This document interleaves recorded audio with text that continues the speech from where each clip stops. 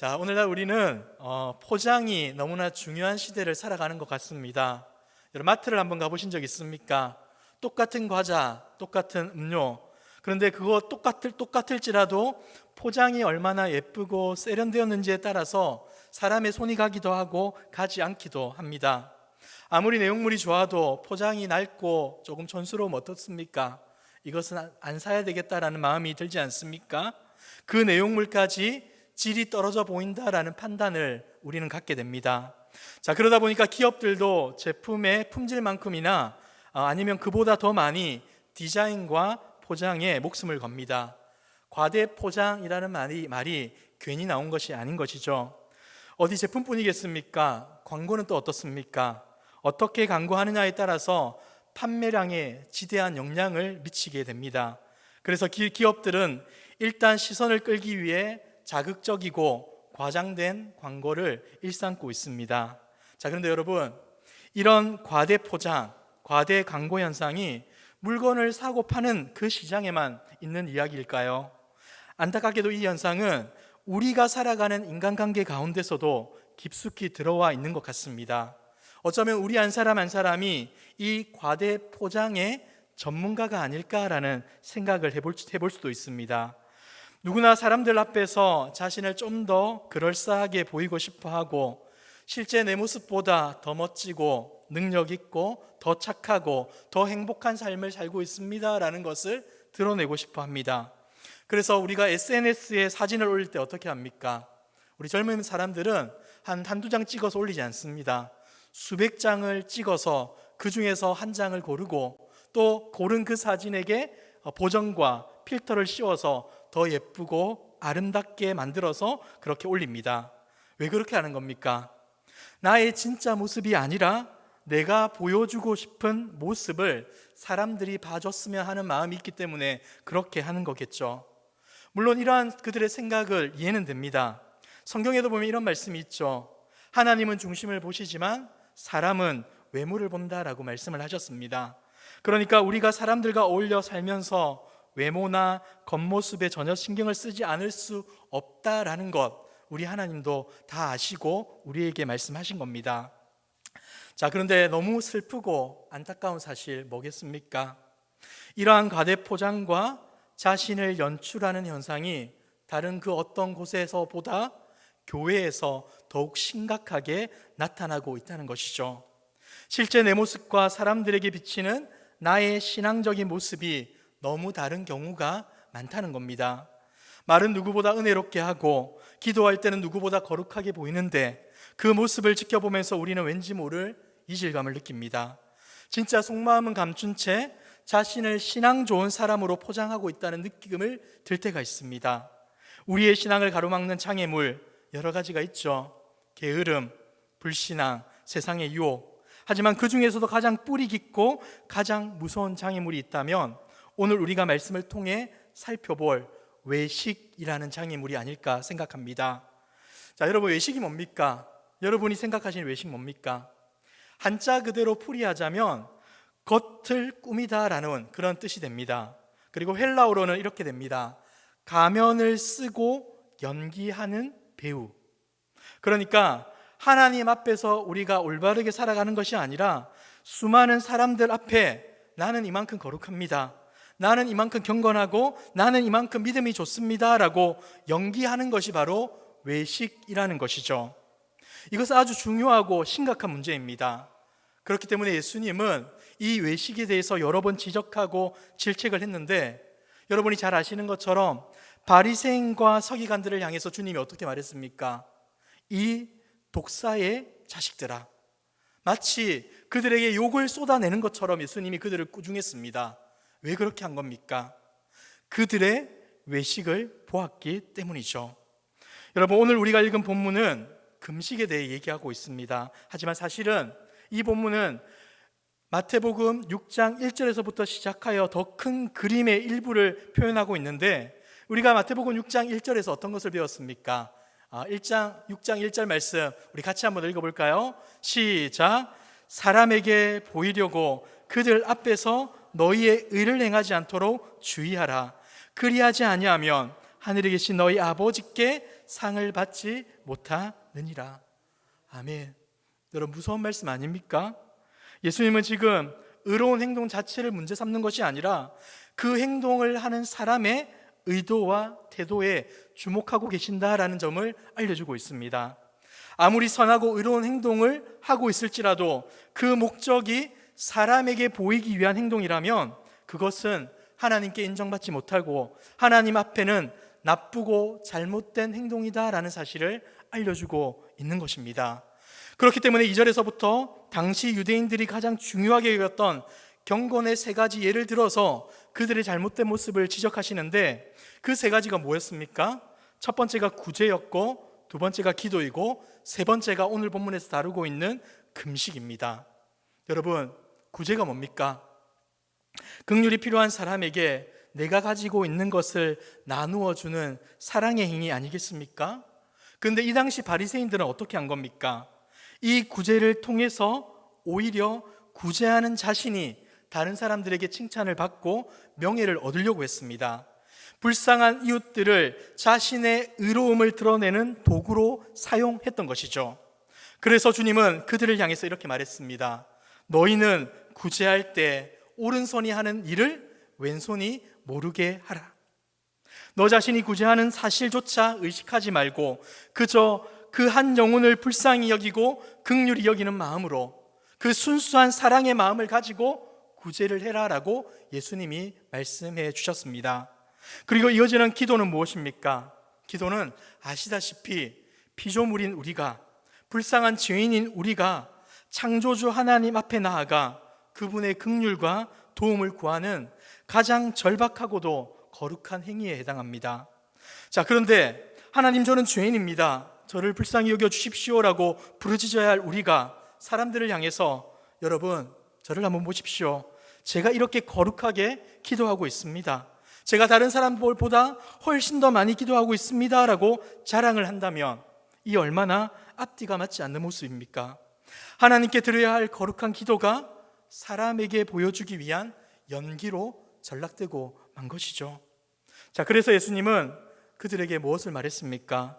너희는 사람에게 보이려고 기도하지 말고 너희 골방에 들어가 문을 닫고 은밀한 중에 계시는 하나님 아버지께 기도해야 한다라고 말씀하셨던 겁니다.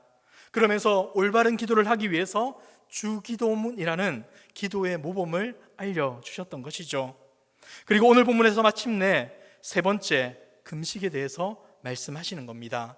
자, 16절 말씀 다시 한번 더 읽어보겠습니다. 시작.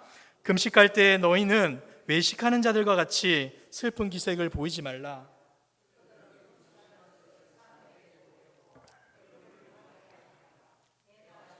너희에게 이르노니 그들은 자기 상을 이미 받았느니라. 아멘. 여러분, 똑똑히 보셔야 됩니다. 지금 예수님께서 금식하지 말라라고 말하시는 게 아닙니다. 예수님도 공생애를 시작할 때 어떻게 하셨습니까?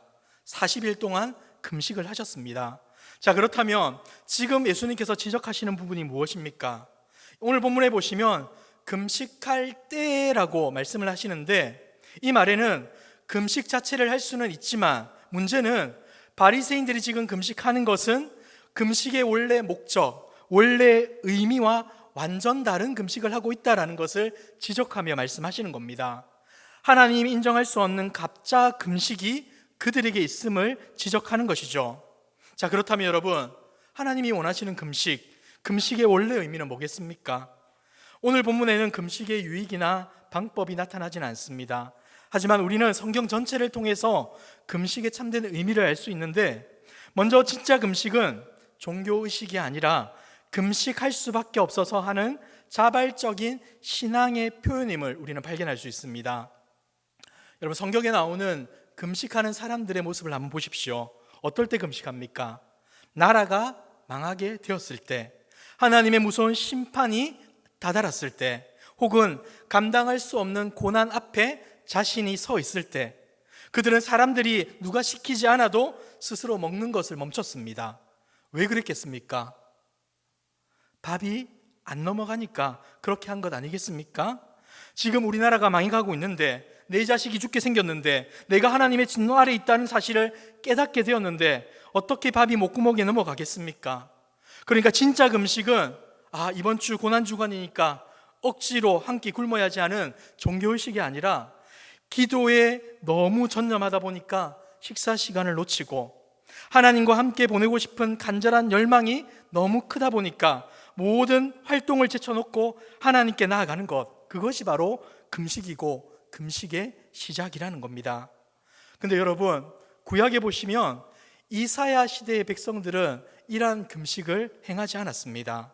이사야 58장 3절 상반절을 보시기 바랍니다. 같이 한번 읽겠습니다. 시작.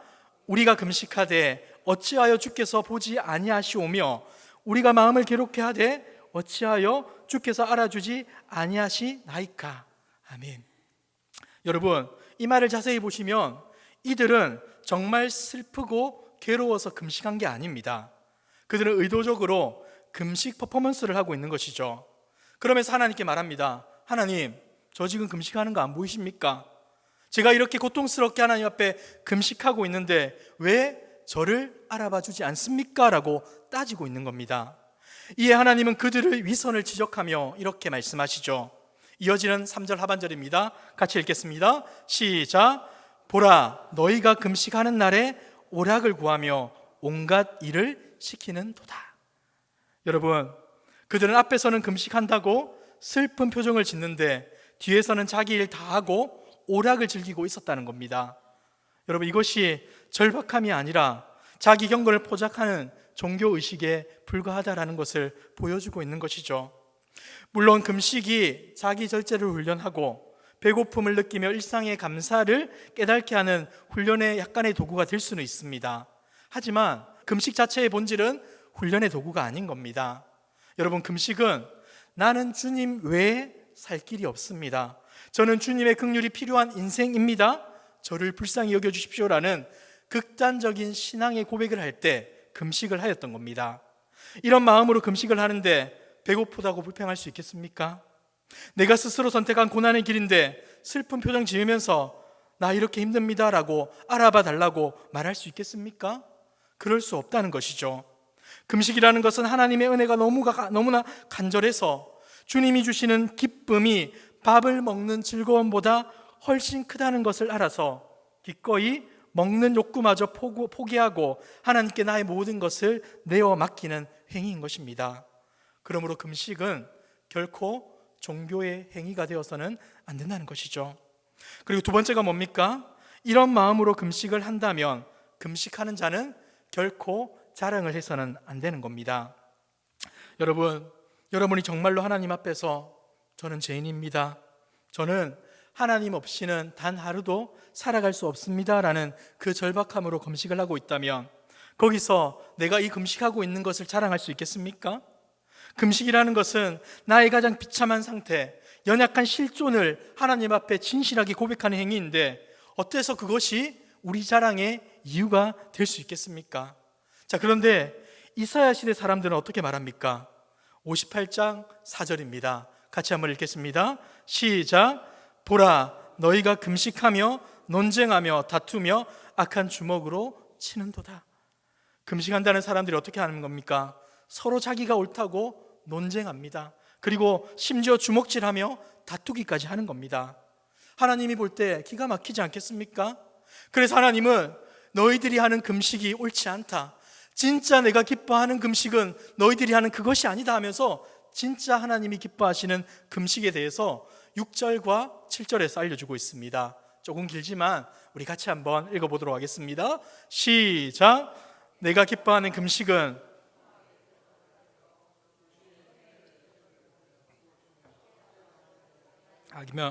모든 멍에를 꺾는 것이 아니겠느냐. 또 줄인 자에게 내 양식을 나누어 주며 유리하는 빈민을 집에 들이며 헐벗은 자를 보며 입히며 또 내 골육을 피하여 스스로 숨지 아니하는 것이 아니겠느냐. 아멘. 이 말씀에서 금식이 뭘 말하는 겁니까? 금식하는 너희가 바로 흉악하고 멍에에 매이고 압제당하고 굶주리고 헐벗은 자와 똑같은 처지임을 깨달아야 한다라는 것을 먼저 알려주는 겁니다. 그렇기 때문에 너희가 그렇게 비참한 존재임을 알게 된다면 너희가 똑같은 처지에 있는 자들을 도와주고 먹이고 입히고 살피는 것 당연하지 않겠느냐? 그들을 지나치는 것이 너희가 올바른 금식을 하고 있지 않다는 증거이지 않겠느냐라고 알려주고 있습니다. 사랑하는 성도 여러분, 그러므로 진짜 금식하는 자는 자기의 의를 주장하거나 자랑하지 않습니다. 그런데 예수님 당시 바리새인들은 어떻게 했다는 겁니까? 하나님 앞에서의 이 절박함이 아니라 사람들 앞에 자기의 의를 드러내었습니다. 그래서 주님은 그들을 향해 금식하는 것을 사람에게 보이려고 일부러 얼굴을 흉하게 만들고 있구나라고 지적을 하였던 것이죠. 여러분, 그들의 이러한 행동은 저는 이렇게 불쌍한 죄인입니다 라는 것을 보여주는 것이 아니었습니다. 제가 이렇게 경건하게 금식하는 것을 보십시오, 저는 당신들과 다릅니다 라는 자신의 의로움을 과시하는 것이었죠. 그런데 여러분, 이와 같은 모습이 이 당시 바리새인뿐만이 아니라 오늘을 살아가는 우리들 가운데도 있지 않습니까?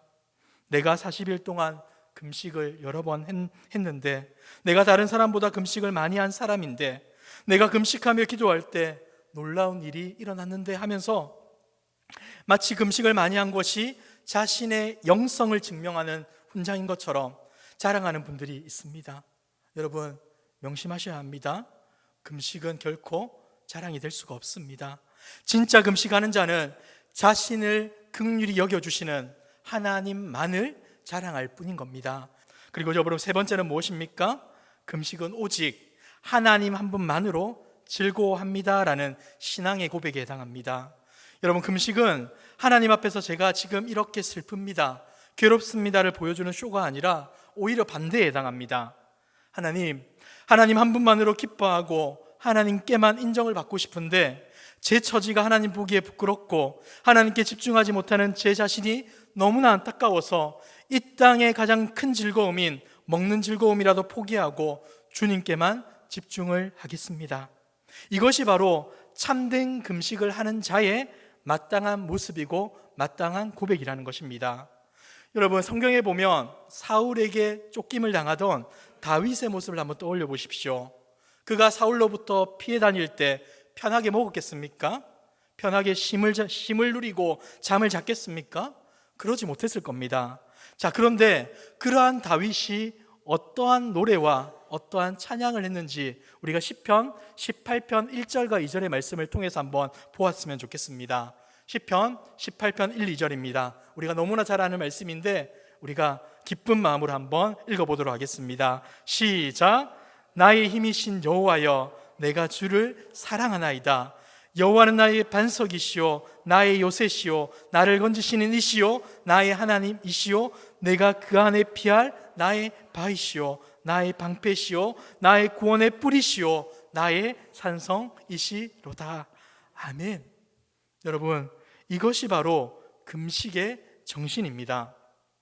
하나님께 아첨을 떨어서 무엇을 얻어내려는 수단이 아니고, 나 안 도와주시면 굶어 죽겠습니다라고 하나님을 협박하는 단식투쟁도 아닙니다. 나에게 복을 주시고 은혜를 베푸시는 하나님께 나의 모든 것을 집중하지 못하는 내 자신이 너무나 안타까워서 식음을 전폐하고서라도 하나님만을 바라보고 주님만을 찬양하겠다는 사랑의 고백, 그것이 바로 금식의 정신이자 도망자였던 다윗이 했던 하나님을 향한 사랑의 고백이라는 것이죠. 여러분, 이토록 순수하고 너무나 놀라운 신앙의 표현인 금식, 이 금식이 왜 사람에게 보이려고 하는 외식의 도구로 전락해 버렸을까요? 예수님은 16절 말씀을 보시면 그들은 자기 상을 이미 받았다라고 말씀합니다. 그러니까 그들이 금식을 한 목적은 애초에 하나님의 긍휼이라는 상을 구했던 것이 아니라 사람들의 상, 그러니까 사람들의 칭찬을 받고자 하는 그 의도가 있었다라는 것을 알려주는 것이죠. 그리고 그 목적대로 그들은 어떻게 되었습니까? 사람들의 칭찬을 받았으니 주님이 이렇게 경고하는 겁니다. 너희는 이제 하나님과 아무런 상관이 없다. 아주 무서운 선언을 주님께서 하신 것이죠. 여러분, 바리새인들은 왜 이렇게 어리석은 행동을 했을까요? 왜 하나님께 인정받지 못할 헛된 금식을 한 것입니까? 여기에는 크게 두 가지 이유를 생각해 볼 수가 있는데, 첫 번째는 하나님을 인격적으로 깊이 만나지 못하고 생각하지 못한 채 신앙적인 외형만 배웠기 때문입니다. 이런 게 있습니다. 그래도 내가 신앙 경력이 몇 년인데 이 정도는 살아야지. 남들도 다 하는 금식 일주일에 2번은 해야 경건하지. 목사인데, 장로인데, 권사인데 이 정도는 해야 체면이 서지. 이렇게 하나님과의 관계가 아니라 종교적인 기준을 먼저 세웠기에 이러한 모습이 나타나게 된 겁니다. 뭐가 문제입니까? 그런데 이런 기준을 세워놨는데 이러한 기준대로 살아갈 능력이 그들에게 없다는 것이죠. 그렇게 하다 보니까 자신을 포장하여 경건한 척, 거룩한 척, 금식하는 척 흉내를 낼 수밖에 없었던 겁니다. 여러분, 이 외식이라는 병 불신자에게는 나타나지 않습니다. 처음 교회에 온 새 가족에게서도 잘 나타나지 않습니다. 오히려 신앙생활 오래 한 사람들, 교회에서 직분을 맡은 사람들에게서 많이 나타나는 것이 바로 이 외식이라는 병입니다. 저와 같은 목사, 장로님, 권사님, 집사님이 외식을 할 가능성이 농후합니다. 그래도 내가 10년 넘게 교회를 다녔는데, 내가 목사인데 이 정도는 경건하게 보여야지, 이런 생각들이 하나 둘씩 쌓이다 보면 나도 모르게 어떻게 합니까? 신앙에 가면을 쓰게 되고 외식하던 바리새인들처럼 변모하게 돼버리는 겁니다. 그리고 신앙인들이 자기를 가대 포장하고 외식하는 근본적인 이유에는, 그 깊은 내면에는 하나님에 대한 진짜 신앙이 없기 때문에 이러한 모습이 나타나는 겁니다. 한번 잘 생각해 보십시오. 우리가 포장하고 스스로를 꾸미는 이유가 뭡니까? 누구를 속이기 위해서입니까? 하나님입니까? 사람입니까? 사람이죠. 사람들의 눈을 속이기 위함입니다. 근데 여기에는 심각한 불신앙이 있는 겁니다. 하나님을 믿는다는 사람이 왜 하나님 앞에 잘 보이려고 하지 않고 사람들을 눈을 의식하며 사람들을 속이려고 합니까? 깊이 생각해 보시면 내 삶의 상급과 심판이 하나님께 있다는 믿음이 없기 때문에 그렇게 하는 겁니다. 눈에 보이지 않는 하나님의 인정보다 당장 눈앞에 보이는 사람의 칭찬이 더 달콤하고 현실적이기 때문에 그렇게 행동하는 것이죠. 이것이 어찌 하나님을 믿는 성도의 신앙이라 할 수 있겠습니까? 사랑하는 성도 여러분, 혹 우리 중에 이러한 잘못된 기준 때문에 가면을 쓰고 신앙생활을 하고 있는 분은 계시지 않습니까? 교회 다니면 술, 담배 안 해야 하는데 그래서 안 마시는 척, 안 피우는 척, 기도하면 그래도 몇 분은 눈 감고 있어야지 그래서 기도하는 척, 이런 외식의 껍질들이 하나 둘씩 쌓이게 되면 우리는 어떻게 됩니까? 하나님의 은혜 가운데 기뻐하고 자유하는 삶이 아니라 신앙의 모든 일들이 부담이 되고 짐이 되고 우리를 힘들게 만드는 이유가 되는 것입니다. 사랑하는 성도 여러분, 그렇다면 오늘 우리에게 주시는 주님의 이 금식에 대한 교훈을 통해 우리가 깨달아야 되는 메시지는 뭐겠습니까?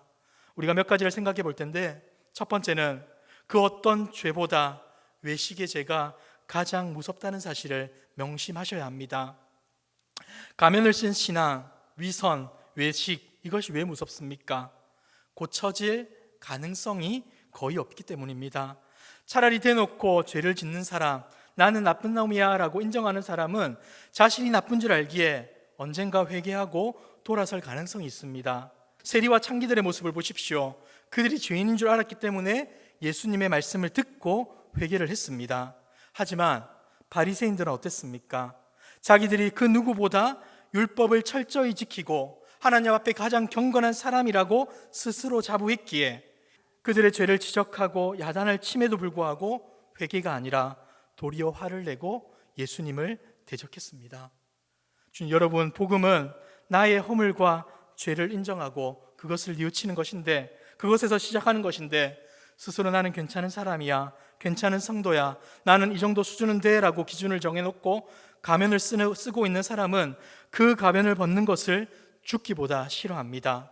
지금까지 쌓아온 종교적 명성이 무너지는 것을 견딜 수 없기 때문에 그런 겁니다.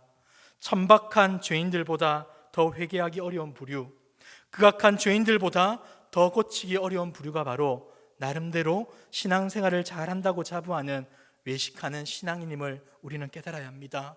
저와 여러분의 삶 가운데 이 외식이 있다면 우리는 그 외식의 가면을 벗어내어야 한다는 것입니다. 때문에 둘째 무엇입니까? 주님은 우리에게 그 외식의 가면을 벗어 던지고 순전한 순박한 신앙인이 되라 라고 명령을 하십니다. 여러분, 한 병 가면을 쓰기 시작하면 그 가면을 벗는 것이 여간 어려운 일이 아닙니다. 이미 사람들이 나를 좀 경건한 사람으로 봐버리면 어떻습니까? 그 기대를 저버릴까 봐 두려움이 생깁니다. 그러다 보니까 계속해서 그 가면을 유지하려고 애를 쓰게 되죠. 하지만 이 외식의 껍질을 벗지 못하면 우리의 신앙은 자랄 수가 없습니다. 주님을 닮아갈 수가 없습니다. 그 상태에서 성경을 더 많이 배우고 그 상태에서 열심히 기도를 오래 하고 그 상태에서 훈련을 많이 받아도 어떻게 됩니까? 신앙이 성숙해지는 것이 아니라 가면의 두께만 점점점 두꺼워지고 맙니다. 더 정교하게 거짓과 위선을 연기하는 배우가 된다는 것이죠. 그래서 가면을 빨리 벗으면 벗을수록 좋습니다. 여러분, 오늘 이 자리에서 우리의 가면을 벗어 던집시다.